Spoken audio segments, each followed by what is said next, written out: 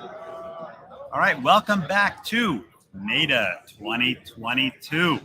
It's the premier automotive event of the year, and I'm glad we're back this year with live in-person, face-to-face, because you can only go so far in digital. And I have with me David Stein. Welcome, David. Hey guys, how's it going? Thank you. So today I'm a dealer, and it's the same problem for everybody. I need cars. I want used cars. And at the store, typically, all right, so you call these classifieds, you talk to your sales staff, they make 2-3 phone calls, they get blown off, and that's kind of the end of it because they're just making random calls.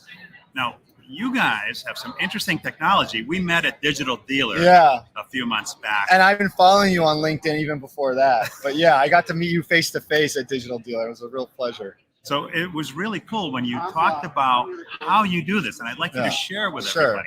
So, well, first of all, I appreciate being on the show, and I want to agree with you that one of the biggest problems right now in the auto industry is acquiring profitable used vehicles.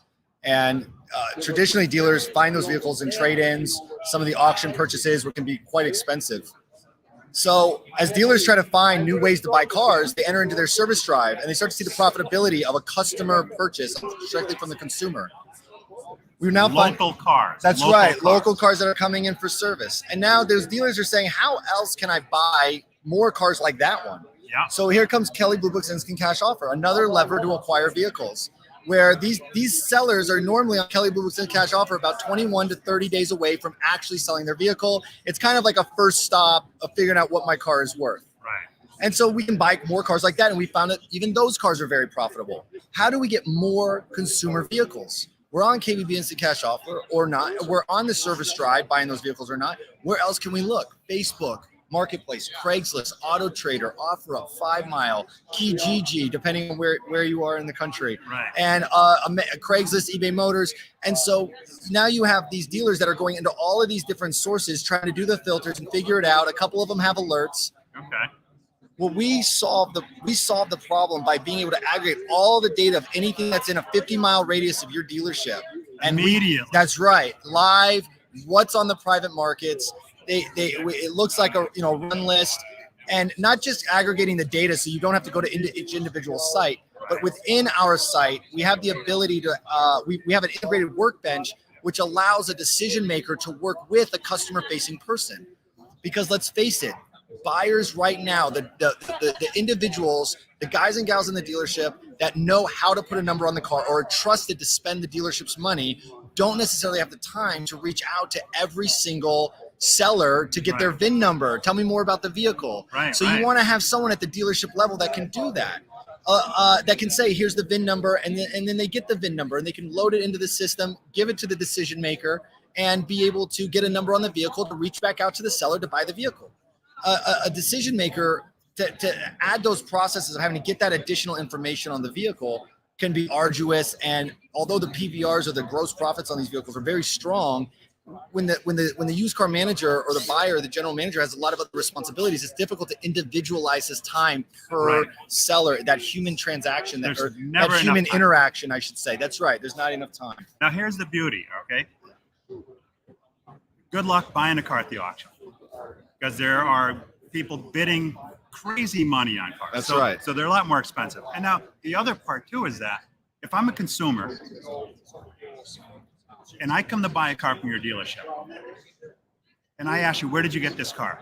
Oh, we bought it at the auction. Where did the car come from? Well, hold on. Let me look at the Carfax report. This car came from somewhere across the country. That's right. And maybe there's history, maybe there's not. Nobody knows. As opposed to asking them the same question, say, hey, we bought this car from a local buyer, somebody in our market, somebody just like you and me, that drives their car and services the car in the local market. That's right. That car, to me, has a stronger value. It's the local Carfax. That is a huge benefit.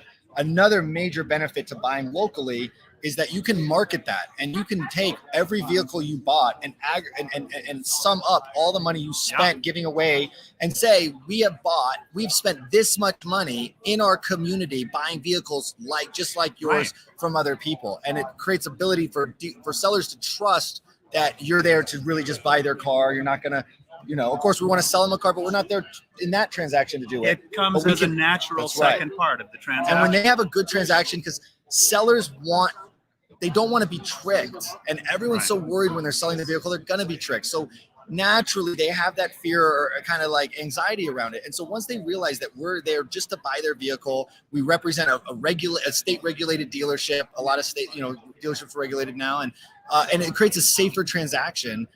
That when they're going to buy a car, they remember that interaction they had, and they go, "Wow! If they weren't that pushy when they bought my vehicle, when I go to buy one of theirs, I bet I'll have a similar experience." So now, you get a car that's got a local history. That's worth more to me as a consumer.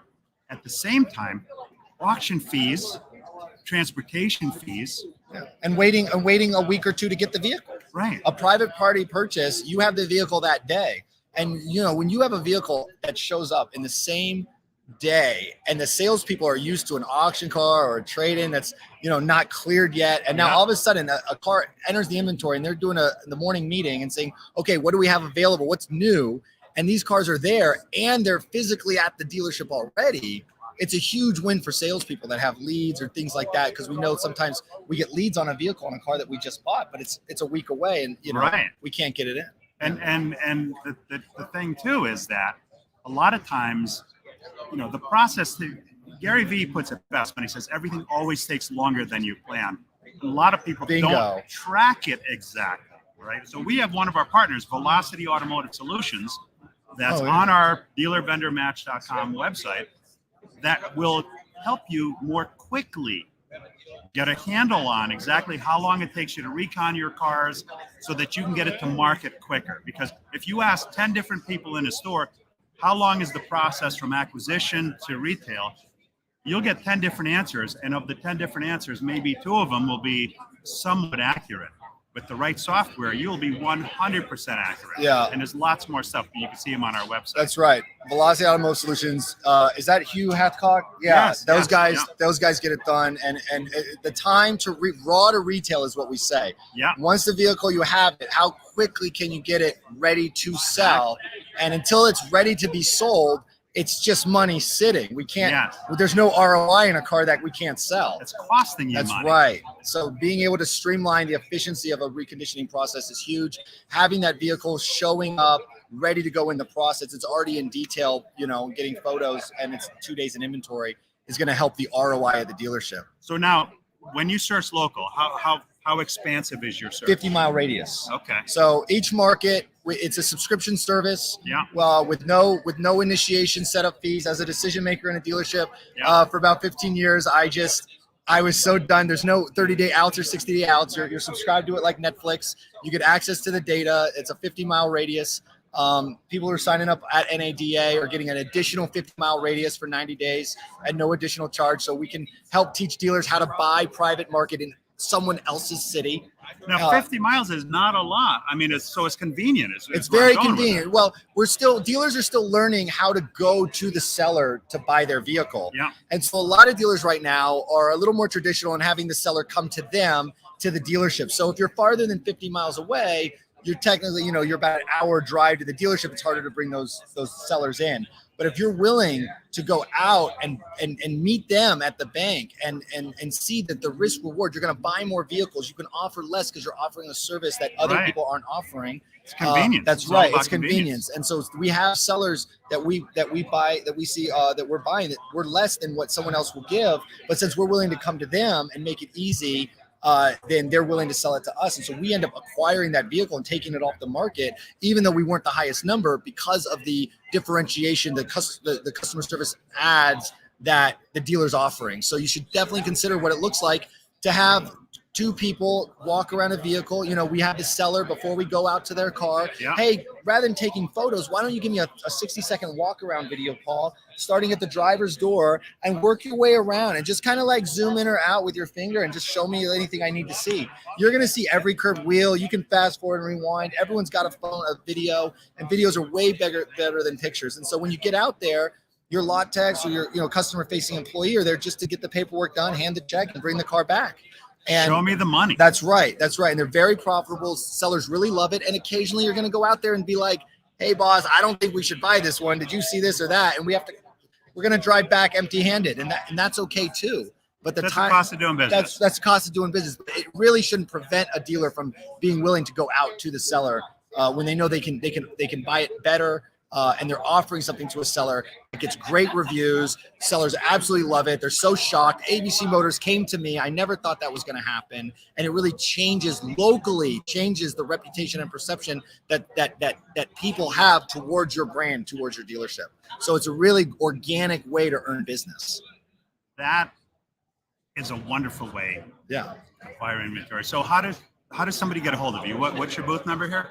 7028 North Hall. We're right across from Poly, the dealer policy car insurance. And you can reach us sales at dealerinsight.net, automotive dealerinsight.com, dealerinsight.net, or you can just call me 719-466-0263. And thank you, Paul. Great. Yeah. Thank you, my friend.